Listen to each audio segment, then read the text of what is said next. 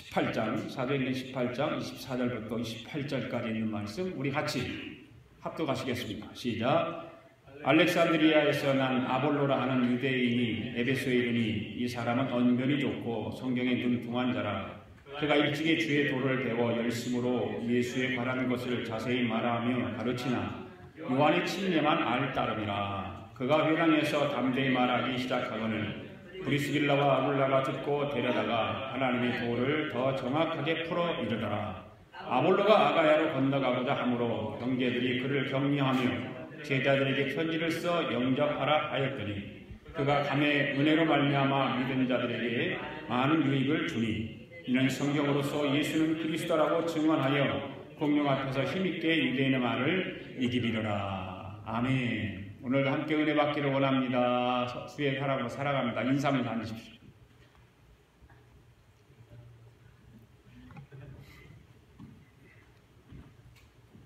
요즘 뉴스를 이렇게 접하다 보면 우리 조국의 소식을 듣게 되는데 조국의 소식들이 상당히 어떤 위험한 상황이다 그런 판단을 해봅니다.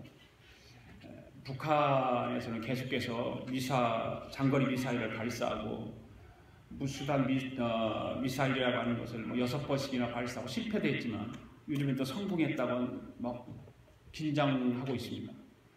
그 잠수하면서 미사일을 발사하는 SLNB라고 하는 그거를 또 북한에서는 발사해가지고 성공했다 그래서 긴장을 하고 있습니다. 그런데다가 우리 한국에서는 어떻습니까? 사드 배치라고 하는 것 때문에 갈등이 심합니다. 남과 북의 갈등이 좋아지다가 다시 심해지고 남과 북의 갈등이 심해지는 것도 큰일인데 우리 조국의 보수와 진보의 갈등이 점차적으로 더 심해지는 것 같아 보입니다. 어려운 남과 북의 갈등, 보수와 진보의 갈등도 참으로 안타까운 일인데 또 여기에 지역 간의 갈등이 또 심해지고 있고 이제 내년에 대통령 선거가 있으면서 그런 것들이 더 심해지는 거죠. 이러한 갈등들을 교회가 하나가 되어 이러한 문제들을 앞장서서 해소를 해야 한다고 생각을 합니다. 예수 그리스도 안에서 유대인들과 이방인들이 하나가 된 것처럼 우리 조국에도 남북 간의 동서 간의 사랑을 화합하고 하나 되는 날이 빨리 오기를 바라는 마음입니다. 그런 일을 위해서 우리는 끊임없이 우리가 미국에 살고 있지만 우리 조국을 위해서 기도해야 될 줄로 믿습니다. 그런데 이러한 이 아픔들이 교회 안에도 있다는 사실이 가슴 아프게 하고 있다는 것입니다. 고린도 교회를 보면 성도들이 하나가 되지 못하고 여러 파로 분열되어 있는 것을 우리는 보게 됩니다. 그래서 고린도 교회 안에 바울을 추종하는 바울파가 생기고 아볼로를 추종하는 아볼로파가 생기고 베드로지요. 베드로를 추종하는 게바파가 생기고 또 그리스도파가 생기고 이 파들이 많았어요. 고린도 교회 안에. 이런 바울과 아볼로와 베드로 이런 파벌들을 앞장서서 조성한 것이 아니죠. 그 지도자들이 앞장서서 조성한 것이 아니라 교회 안에 있는 성도들의 영적 수준이 아주 낮으니까 그들을 스스로가 파벌을 만들어서 추종하게 된 것입니다. 그래서 고린도 교회가 문제가 참 많았던 것이죠.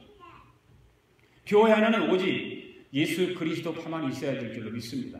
누구파 그렇게 파를 만들어버리면 교회는 분열되고 그렇게 갈등들이 동서 갈등, 제지역 간의 갈등, 이데올리의 갈등, 어떤 보수와 진보의 갈등 이런 것도 마찬가지로 교회에도 그런 것이 생기면 교회는 문제가 많게 되는 것입니다.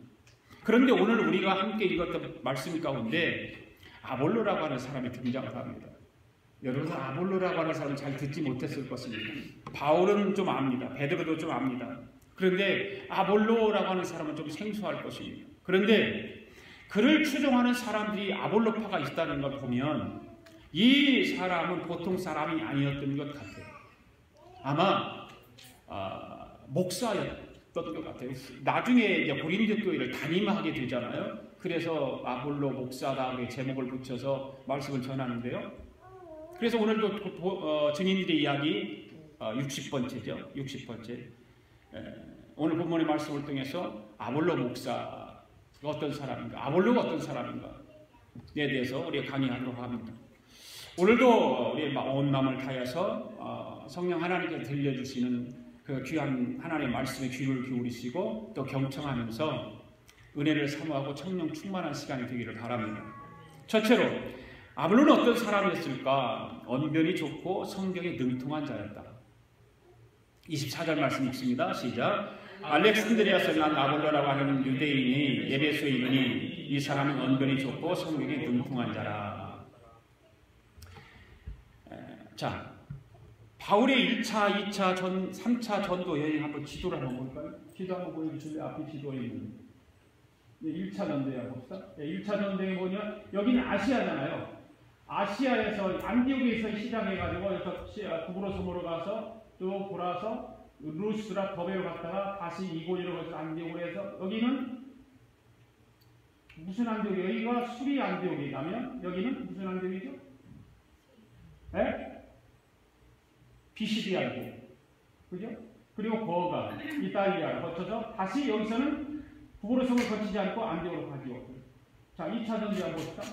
2차 전도여행은 다시 안디옥이 시작해서 아시아로 갔다가 이 드로아에서 성령의 음성을 듣습니다. 성령께서 아시아에서는 복음 전하지 말고 유럽으로 건너가라고 해서 이 드로아에서 네아폴리로 가죠. 네아폴리에서 빌립보 가서 빌립보 교회를 만들고 여기 아피볼리와 그다음에 아벨로니아를 거쳐서 데살로니가에 이르러서 데살로니가를 세우고 또 베리아를 거쳐서 마게도를 지나서 아덴에 왔는데 아덴에서는 신들이 많았다고 했어요. 무상들이 많고 철학이 많고 그래서 바울이 아덴에서는 교회를 세우지 못하고 실패합니다. 그래서 고린도로 넘어옵니다. 고린도에 넘어와가지고 고린도에서 교회를 세우죠. 지난주까지 우리가 고린도 공부를 했죠. 그래서 고린도에서 있다가 갱그리아에서 뭘 했다고 그랬어요? 바울이 고린도 복음을 전하면서 머리를 깎았어요? 안 깎았어요? 안 깎았어요. 안 깎고 머리를 길게 길렀었는데 왜 그랬습니까? 자기는 복음만 전하겠다. 아덴에서 자기가 복음 전하는 것을 실패했어. 철학적인 복음을 전했고 철학적인 설교를 했고 그들의 철학적인 사고방식을 가지고 했기 때문에 십자가 복음을 전하지 않았어요. 그래서 고린도에 와서 다시 복음을 전하기 위해서 십자가 복음을 전하겠다고 하는 각오를 가지고 나시린과 같은 하나님과의 약속을 하고 머리를 기릅니다. 안 자릅니다. 그래서 결국 고린도에 1년 6개월 있다가 이제 다시 돌아가면서 갱그리아에서 배를 타고 이제 건너가야 되는데 갱그리아에서 머리를 깎습니다. 머리를 깎고 넘어가서 다시 에베소로 오죠. 에베소로 왔다가 에베소에서 이쪽으로 가이사라로 오죠. 가이사라로 여기서 배 타고 옵니다. 가이사라 에베소에서 가이사라로 왔다가 가이사라에서 다시 안디옥으로 가게 되죠. 그래서 다시 이 안디옥 3차 전도여행을 다시 보십시오. 자, 다시 여기 안디옥에서 3차 전도여행을 시작하는 거예요. 오늘부터 본문의 말씀은 그래서 3차 전도 여행의 복음의 말씀이 되는 것입니다. 그래 오늘 24절 말씀에서 알렉산드리아에 난 아볼로라고 하는 사람 유대인이 에베소에서 안디옥에서 에베소로 바로 가거든요. 바울이 일행들이 안디옥으로 에베소로 가가지고 거기에서 이제 하나님의 복음을 전하는데 3차 전도 여행은 어떤 형태의 복음 바울의 전도 여행이냐면 1차, 2차 전도 여행을 했던 곳을 다시 갑니다. 다시 가서 점검하고 다시 양육하고 이런 일을 하죠. 3차 전도여행에서. 결국 그래서 바울은 결론적으로 말하면 3차 전도여행에서 로마 감옥에 들어가게 되죠. 자, 이 바로 바울의 2차 복음 전파 사역에 갱그리아에서 머리를 깎고 그걸 배를 타고 에베소에 와서 다시 배를 타고 가이사라를 거쳐서 안디옥으로 돌아오는 것으로 2차 전도여행을 마감합니다. 바울은 그러면서도 쉬지를 않아요. 계속해서 그곳에 도착해서 또 복음을 전하고 예루살렘으로 아마 올라갔다 왔을 거예요. 보고하러 올라갔다 왔을 것이고 또 가서 내려와서 복음을 전하고 그래서 3차 복음 전파 사역을 하기 시작하는데 그래서 안디옥에서 에베소로 오는 것으로 3차 복음 전파 사역이 시작하는 것입니다. 그래서 사도 바울 일행은 에베소에서 알렉산드리아에서 온 아볼로라고 하는 사람을 만나게 돼요. 네. 이 아볼로라고 하는 사람은 어떤 사람인가? 헬라파 유대인입니다. 전통적인 유대인이 아닙니다. 이방인에서 난 디아스포라 유대인입니다.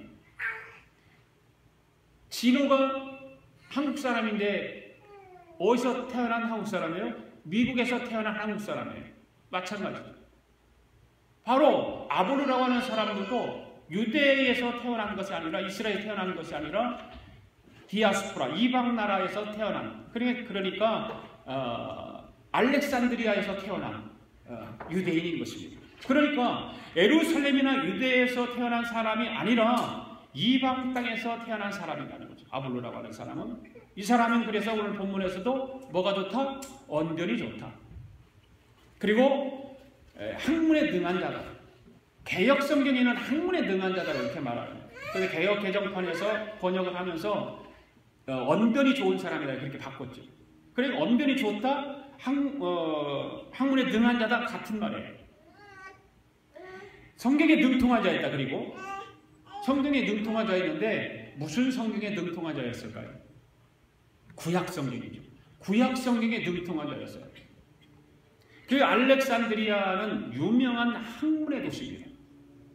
그곳은 BC 332년에 알렉산더 대왕에 의해서 건설된 도시가 바로 알렉산드리아입니다.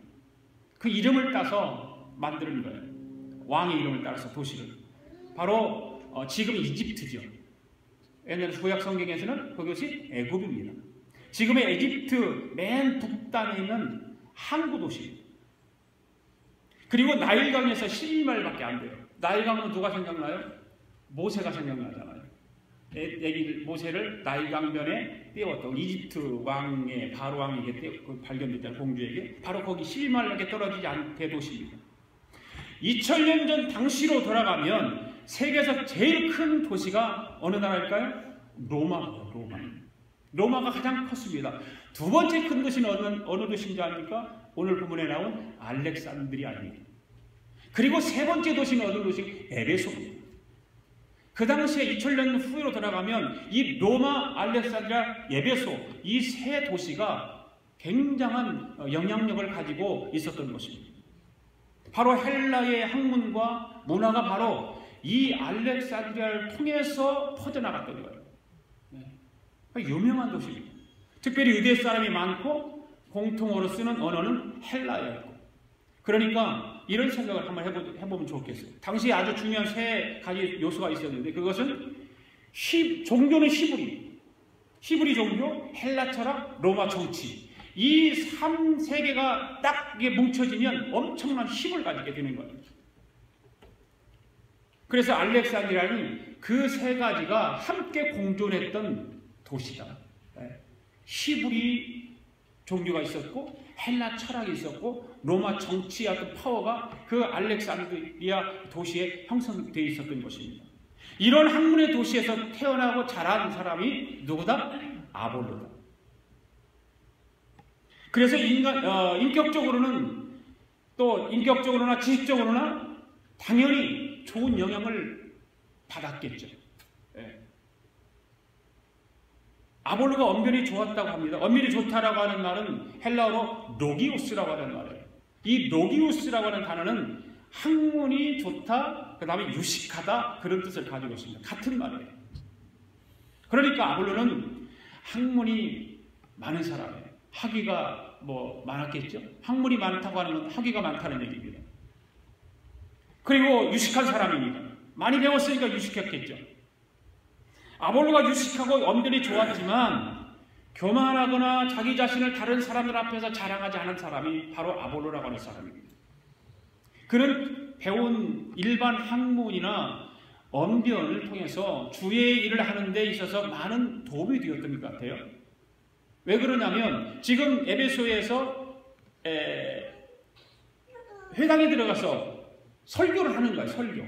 설교를 하는 것을 보면 그런 자기가 가지고 있던 어떤 일반 지식들이 이 회당에서 가르치고 이런 일에 많은 도움을 주고 영향을 끼쳤던 것 같아요. 물론 일반 학문이나 언변이 많고 좋아서 주의를 하는 것은 아니지만 그래도 할 수만 있다면 일반 지식이 많이 있으면 주의를 하는데 많은 도움이 되겠죠. 그렇죠? 바로 아볼로는 학문에만 뛰어난 사람뿐만 아니라 무엇에도 능통한 사람이라 성경에도 능통한 사람입니다. 성경에. 일반 학문만 유식하고 많은 학문의 그 지식이 많았던 사람이 아니라 성경에도 능통한 사람이에요. 성경에. 주의를 하고 복음을 전하기 위해서는 성경에 능통한 사람이 되어야 됩니다. 할렐루야. 성경에 능통한 사람이 되기 위해서는 성경을 많이 읽어야 되고 성경 공부를 해야 됩니다. 열심히 해야 됩니다. 성경에 능통한 자는 저절로 되는 것이 아닙니다. 오랫동안 예수 믿었다고 해서 성경이 능통한 것이 아닙니다. 하나님의 말씀인 성경을 배우고 공부해야 하는 것입니다. 아멘. 네. 세상에서도 모든 전문 분야에서 봉사하는 사람들은 그 일에 능통한 자들입니다. 그렇죠? 법조계에 종사하는 사람들은 법에 능통한 사람들입니다. 정치에 몸을 담고 있는 사람은 정치에 능통한 사람입니다. 경제 분야에서 몸을 담고 있는 사람은 경제 분야에서 능통한 사람이에요. 농사일에 몸을 담고 있는 사람은 농사일에 능통한 사람이에요. 어설프게 그런 일을 배워가지고 능통하지 못하면 자기 그 분야에서 일을 감당할 수가 없습니다. 그와 마찬가지로 주의 일을 하는 사람들이 하나님의 말씀에 능통하지 못한다면 어떻게 되겠습니까?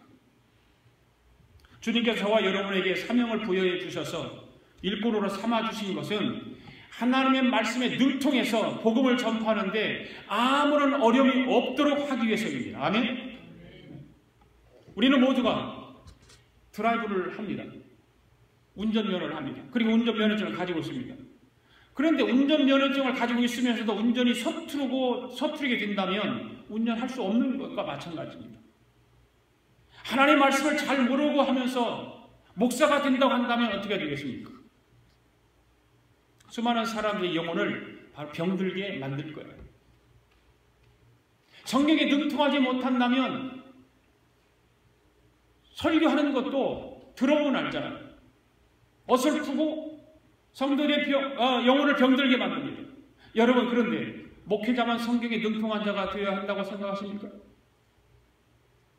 아마 그렇지 않다고 생각하실 겁니다. 성도 여러분들도 성경에 능통한 자가 되어야 하는 것입니다. 그래야 우리가 이 세상을 살아가면서 우리 주위의 이단들이, 사이비들이 우리를 유혹하고 우리를 넘어뜨리기 위해서 온갖 방법을 다 쓰고 있는 이 세상 속에서 우리는 넘어지지 않고 현혹되지 않을 줄로 믿습니다. 오늘 우리 교회, 아가페 교회 모든 성도들과 더불어서 성경에 능통한 말씀 중심의 교회들이 되어 주시기를 바랍니다. 그 다음에 아볼로는 어떤 사람이었어요? 두 번째로 아볼로는 겸손한 사람이었다.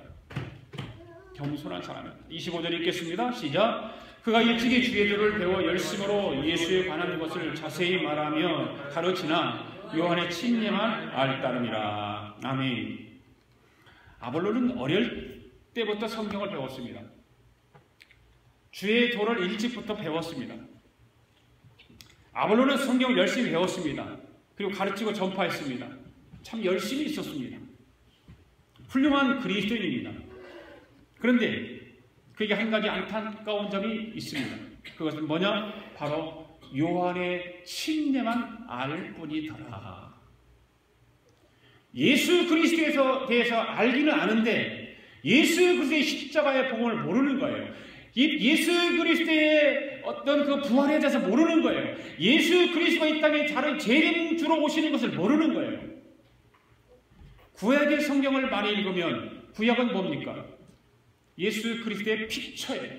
픽처를 보여주는 거예요. 신약의 일을 보여주는 거예요. 그러니까 이 아볼로라는 사람은 구약을 많이 읽긴 읽었는데 예수 그리스도, 자기들이 기다리고 있는 그 메시아 사상만 가지고 있는 거예요.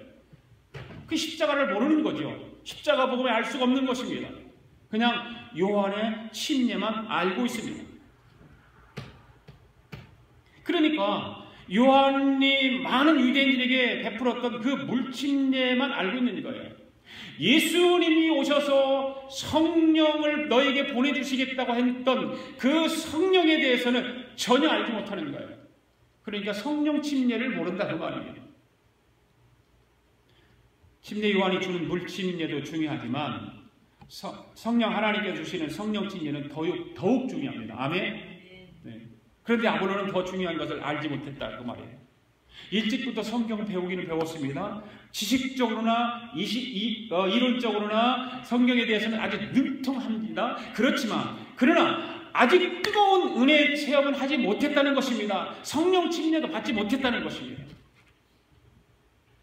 오늘 여러분이 신앙생활을 바르게 하려면 물침례만 받다 가지고는 신앙생활을 할 수 없다 그 말이에요. 예수님의 제자들도 물침례만 받았을 때는 수시로 죄를 짓고 믿음이 흔들린 적이 있어요. 그리고 하늘의 참 소망과 구원의 감격이 없었습니다. 그런데 오순절날 성령 충만함을 받고 난 후에야 오직 하나님의 영광만을 위해서 살았다는 것을 우리는 압니다. 오순절날에 성령 충만을 받고 나니까 하늘의 소망이 생기기 시작하는 거예요. 삶의 기쁨이 넘치기 시작하는 것입니다. 가슴이 뜨거워지기 시작하는 거예요. 그러니까 두려움이 사라지기 시작합니다. 담대함으로 나가서 그래서 복음을 전파하는 것입니다. 할렐루야. 사랑하는 교회 여러분, 성령 침례를 받으시기를 바랍니다. 여러분들이 죽을 때까지 신앙생활을 할 텐데 예수 그리스도를 구주로 믿겠다고 고백하고 받는 그 물침례만 가지고는 우리는 신앙생활을 유지할 수 없습니다. 그저 왔다 갔다 신앙생활밖에 안 됩니다. 담대함도 없습니다. 복음 전할 용기도 없습니다. 반드시 우리는 성령 침례를 받으셔야 됩니다. 26절 읽겠습니다. 시작. 그가 회당에서 담대히 말하기 시작하거늘 브리스길라와 아굴라가 듣고 데려다가 하나님의 도를 정확하게 풀어 이르더라. 여러분, 지금 브리스길라와 아굴라 부부가 어디에 머물러 있을까요? 지금 고린도에서 갱글에서 머리를 깎고 거기에서 누구를 만나서 브리스길라 아굴라를 만났지 않습니까? 그에 찾아와서 만나서 다시 이제 에베소로 가기 위해서 갱글의 지방에 왔을 때에 브리스길라 아굴라가 찾아와서 우리도 같이 가겠다고 해서 따라온 거 아니에요. 지금 어디에 있어요? 그러면요, 에베소에 있어요. 아마 그때 당시 바울은 아마 갈라디아 쪽에 무슨 볼 일이 있어서 갔던 것 같아요. 같은 그 상황 속에서 브리스길라와 아굴라가 쇠당에 들어가서 보니까 이 아볼로라고 하는 사람이 성경을 지금 설교를 하고 있는 거예요. 설교를.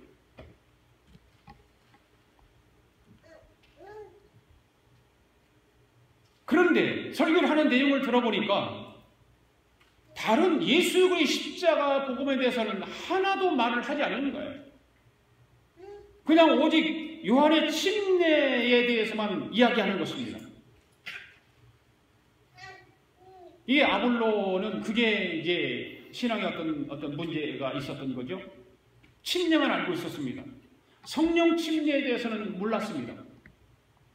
여러분, 신앙생활 하는 사람들 중에 요한의 침례인 그런 것을 잘 알긴 아는데 성령 침례에 대해서는 잘 알지 못하는 사람이 너무 많아요. 성령 침례를 경험해보지 못하고 신앙생활하는 사람이 너무 많아요. 많은 교회 중직들이 있습니다. 교회에 잘 다닙니다. 성경도 잘 압니다. 성경도 가르칩니다. 그런데 한 가지 빠져 있어요. 성령의 깊은 진리에 대해서는 무지하다는 거예요. 왜 그러냐면 성령에 대해서 경험이 없어요. 체험이 없어요. 성령에 대해서 아무런 신앙생활을 해도 체험이 없었어요. 지식적으로만 성경을 알았고, 지식적으로 하나님을 알았고, 지식적으로 예수님을 알았지 성령을 받지 않으니까 가르쳐도 지식적으로만 가르쳐요. 신앙생활해도 그냥 지식적으로 이론적으로 신앙생활을 합니다. 오늘 우리 아가페 교회 성도 여러분들은 성령의 깊은 진리를 바로 알 수 있기를 바랍니다. 그리고 성령 침례를 받을 수 있기를 바랍니다. 그래서 브리스길라와 아볼로가 말하는 것을 듣고 있다가 성령의 역사에 대해서 잘 알지 못하는 것 같은 것을 알았어요. 아, 저분이 지금 성령에 대해서는 모르는구나. 요한의 침례는 잘 아는데 성령 침례에 대해서는 모르는구나. 그렇게 생각을 했습니다. 그래서 그 아볼로를 집으로 모셔다가 복음의 내용을 구체적으로 설명을 하는 거예요. 그것은 그들이 사도 바울로부터 말씀을 잘 배워서 그들 자신도 상당한 정도까지 복음의 핵심 내용을 알고 있었기 때문에 그렇죠. 복음을 모르면 누구에게도 그 설명을 할 수 없는 거 아닙니까? 여러분들은 복음에 대해서 아십니까? 복음에 대한 확신이 있습니까? 누가 물어도 그 복음을 설명할 수 있습니까?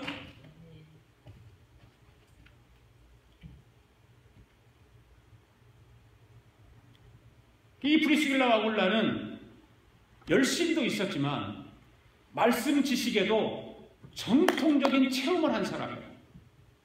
그래서 아볼로가 회당에서 설교를 하고 있는데 설교 끝나는 불러다가 자기 입으로 초청해서 모셔다가 복음을 설명할 수 있었던 거예요. 여러분, 복음에 확신이 없으면 어떻게 그런 일을 할 수 있을까요? 복음에 담대함이 없으면 어떻게 회당에서 선포한 그분을 모셔다가 복음에 대해서 설명할 수 있을까요? 왜 그럴까요? 그런데 아무리 브리스길라와 아굴라가 성령 충만하고 아볼로가 성령에 대해서 알지 못한다고 해서 그 내용을 말해준다는 건 쉬울까요? 쉽지 않지요.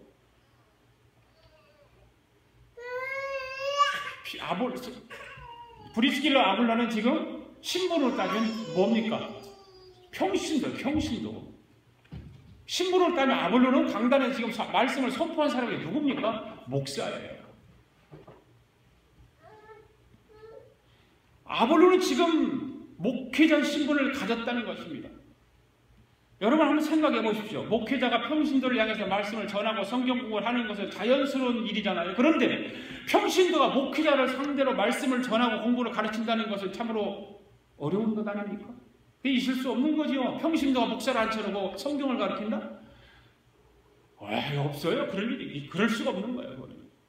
그런데 평신도인 브리스길라와 아굴라는 목회자인 아볼로 목사님을 자기 집으로 초청해서 성령에 대해서 자세하게 알려주기 시작하는 거예요. 그렇다고 브리스길라와 아굴라가 목회자인 아볼로 목사님을 무시하거나 깔봤을까요? 절대 그렇지 않았어요. 최선을 다해서 애우를 갖췄을 것이고 존경을 표했을 것이고 자기의 어떤 그 신분이 평신도로서의 그런 것을 잘 갖추어서 아볼로 목사님을 모셔다가 설명했을 거예요. 그리고 아볼로 목사님을 지금 회당에서 말씀을 전하는데 그 말씀만 가지고는 회당 사람들이 예수 그리스도의 십자가에 대해서는 알지 못하는 것을 너무 안타까운 마음을 가졌기 때문에 아볼로 목사님이 이제는 그 회당에서 말씀을 전할 때에 그들이 십자가에 대한 복음을 듣고 예수 그리스도를 믿게 하기 위해서 그 일을 하는 거예요. 여러분 이 자리에 서 있는 저 홍은산 목사가 아무리 목회자라고 해서 여러분들이 모르는 것이 있을 수 있단 말이에요. 다 목회자라고 다 아는 것 아니라는 말이에요. 사람들은 그래요. 목회자가 되면 다 알 수 있다고 생각을 하는데 모를 수 있어요. 그럴 때 목사가 이런 것도 모른다고 비판하지 말고 브리스길라와 아굴라처럼 주의 종의 부족한 점과 모르는 점을 돕는다는 마음으로 일러주세요. 얼마나 좋겠어요. 그런 차원에서 브리스길라와 아굴라는 참으로 훌륭한 신자다. 네. 훌륭한 성도의 표상이다. 그런데 그보다 더 훌륭한 사람은 누굴까요? 그보다 더 훌륭한 사람은 아볼로 목사님이죠.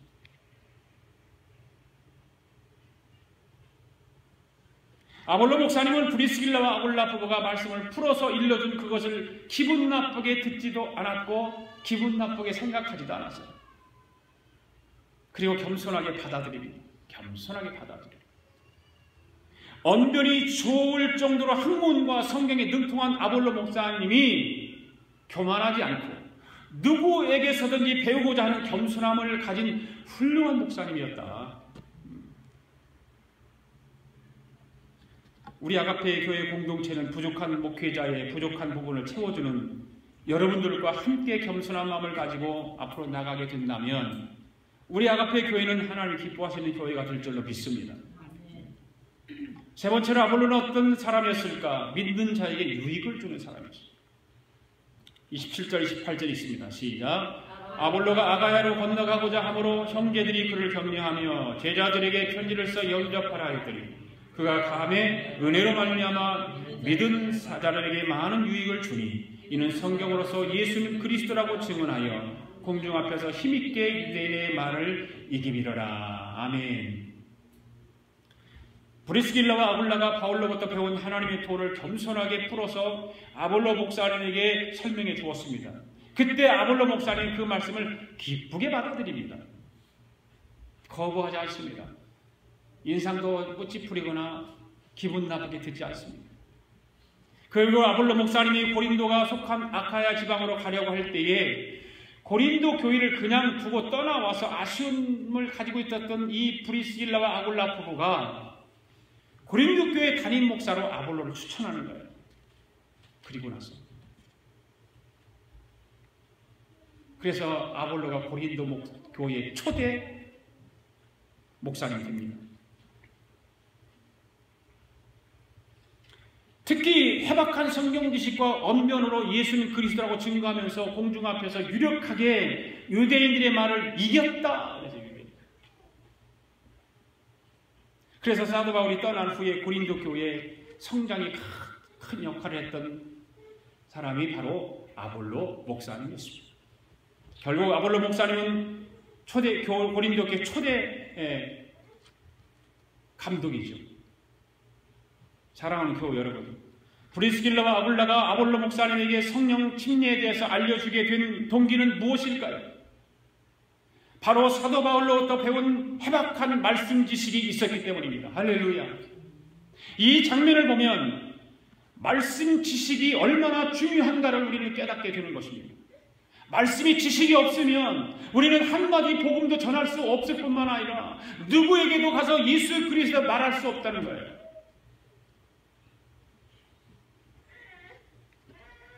오늘 저와 여러분들도 말씀의 중요성을 다시 한번 깨닫게 되기를 바랍니다. 말씀을 더욱더 가까이 하고 말씀으로 영적인 승부를 한번 걸어보시기 바랍니다. 말씀의 승부를 걸고 바로 거기에 리더십이 나올 수 있는 거고 거기에 바로 문제를 극복하는 능력도 그 말씀 속에서 나타나는 거예요. 여러분의 삶 속에 여러 가지 혼란스럽고 어려운 일들이 다 누구든지 있게 되죠. 그럴 때 하나님 말씀 붙들고 하나님 말씀을 읽으면 그 하나님 말씀 붙들고 몸부림을 치면 문제 해결된다니까. 왜 그럴까요? 바로 하나님의 말씀은 살아있기 때문에 그러는 것입니다. 바로 하나님의 말씀은 천지 만물을 창조한 위대한 능력이 있기 때문에 그러는 것입니다. 그렇기 때문에 하나님 말씀만큼 위대한 능력과 축복은 없는 거예요. 결국 인생의 진짜 승부처, 여러분의 영적인 신앙의 승부처는 하나님의 말씀을 가까이 하는 삶입니다. 성경 말씀은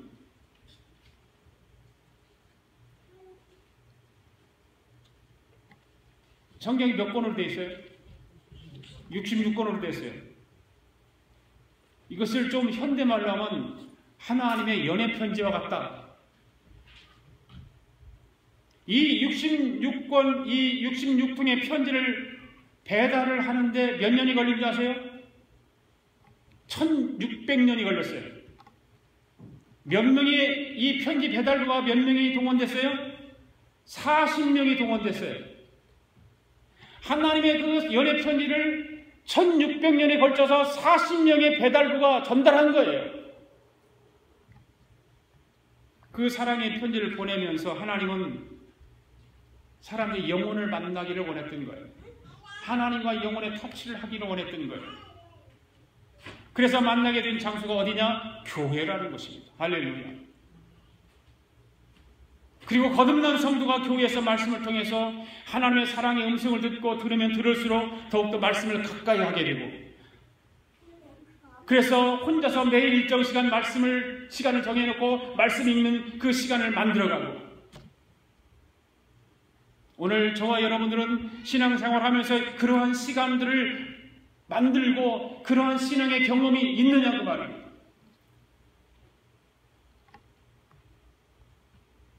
저는 결혼하기 전에 제 아내하고 연애할 때 사랑에 빠져서 보고 싶고 또 보고 싶고, 만나면 별로 할 일도 없어. 그런데 보고 싶은 거예요. 같이 있고 싶은 거예요.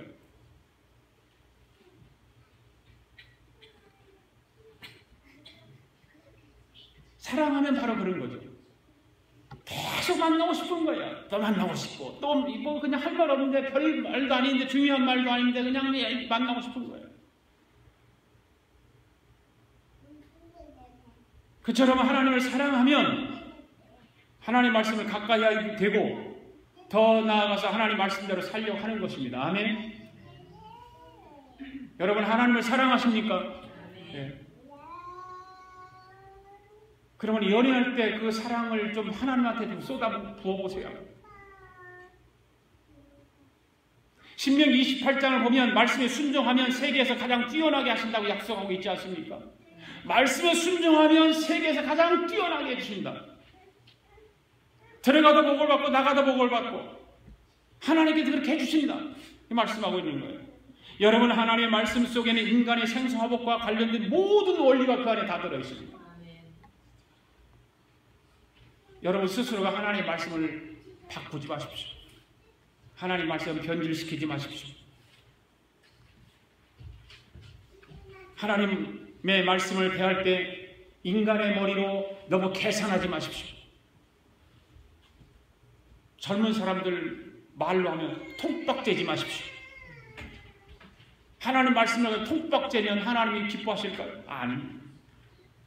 하나님 말씀을 바보처럼 한번 믿어보십시오.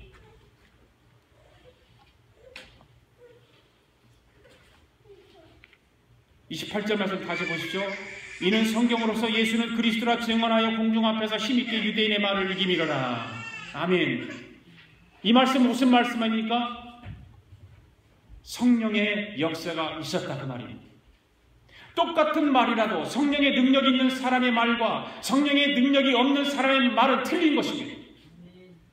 성령의 충만함을 입은 사람의 말과 성령 충만함을 입지 못한 사람의 말은 틀린 것입니다.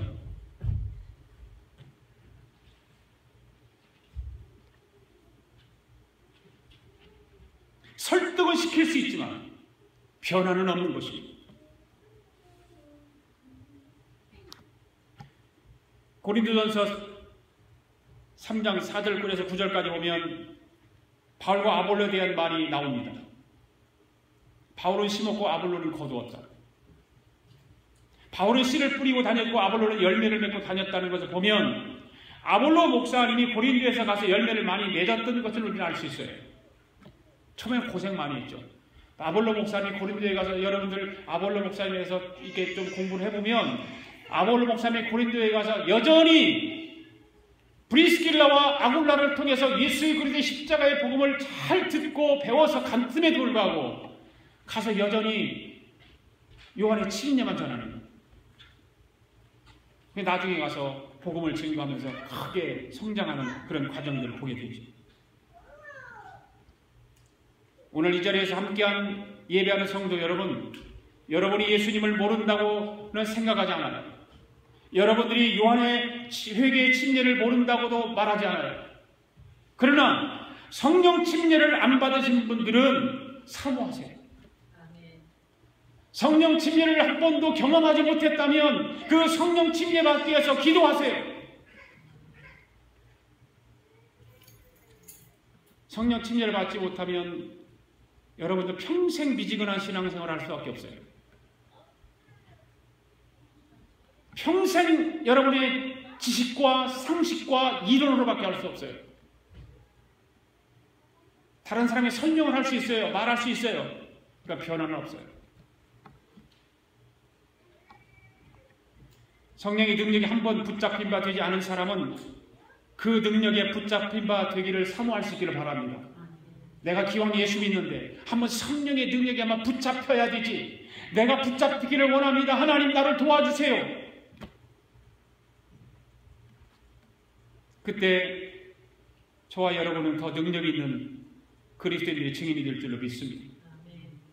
이 한 주간도 그 성령의 능력에 붙잡혀서 예수 그리스도의 증인의 삶을 사는 저와 여러분 될 수 있기를 바랍니다. 기도하겠습니다. 하나님 아버지, 오늘도 은혜의 말씀을 듣게 하심을 감사드립니다. 브리스길라와 아굴라와 같이 복음을 완전하게 체험하는 신앙으로 성장하게 하시고 인간의 이성으로 예수를 믿지 않게 하시고 성령의 능력을 힘입어 살게 하여 주시옵소서. 성령의 불을 받게 하여 주시옵소서. 예수님의 이름으로 기도드립니다. 아멘.